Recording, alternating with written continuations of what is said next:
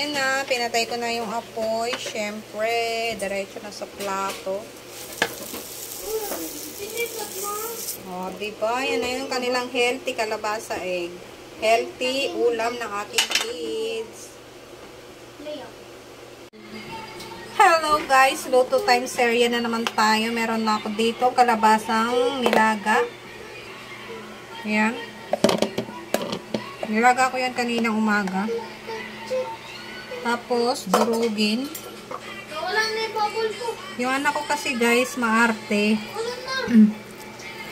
Pero kumakain sila ng gulay, maarte na ewan.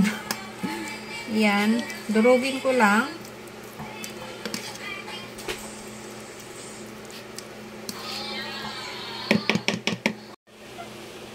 Lagay ako ng 3 egg. 1, 2, 3. Hindi ko sinasabay yung egg guys pag nagbubukas ako kasi pag may sira, sayang naman. Siyempre shake lang natin. Marami ng mga gulay na kinakain yung aking mga anak, mami. Kaso nga lang ayaw nila ng pure. Gusto nila nalalagyan ng egg. Siyempre, lagyan natin ng konting magic sarap. Konti lang, para may lasa naman. Tapos, haluin. Wala na akong ilalagay dyan, mga mi. Minsan nga yung egg, gusto ng mga bata walang lasa.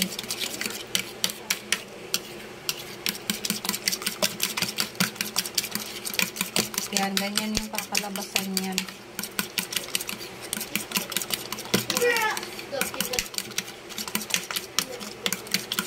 Ready to cook na siya mga mi. Wala na akong ilalagay na iba.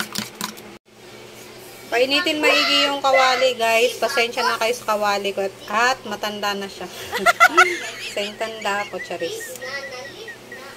Gamit na gamit talaga siya. Kailangan mga mi yung sobrang init ng kawali para hindi dumikit yung egg. Tapos kalabasa sa pan.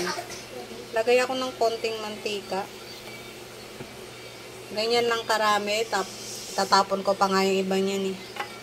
Basta mamantikaan lang yung ano niya, yung kawali. Pag nagluluto kasi ako ng egg sa mga bata or ulam nila, ayoko ng maraming mantika.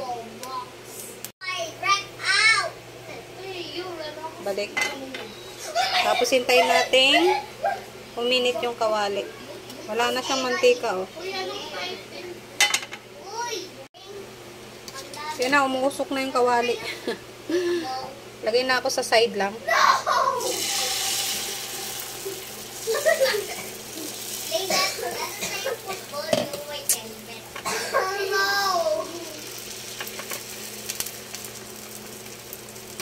Konting-konti lang mga mi.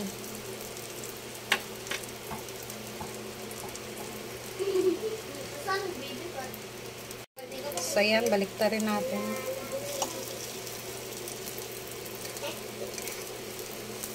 Okay lang yan. Mabubuti yan mamaya. Yes po.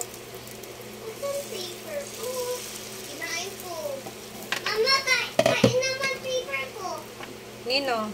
Si Clay. Nabusog siya. Kinain daw yung paper. Nabusog siya. Ganyan na mga mi, nabaliktad ko. Wala kasi akong cellphone holder, kaya isa lang yung ginagamit kong kamay. Yan. Hininaan ko din yung apoy para maluto yung sa loob. Try ko nga. Na isang kamay lang. Ayun! Finally! Yun. Side by side lang mga mi. Side by side. Gusto ko kasi healthy yung mga kinakain ng anak ko.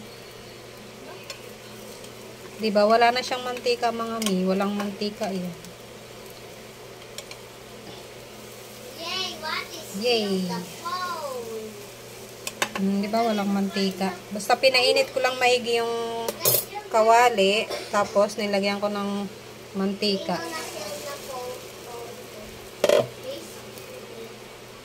Yan. Yan ang ulam ng aking kids. Nabaliktad ko na siya mga mi. Merong natira. Dikit-dikit lang. Para perfect.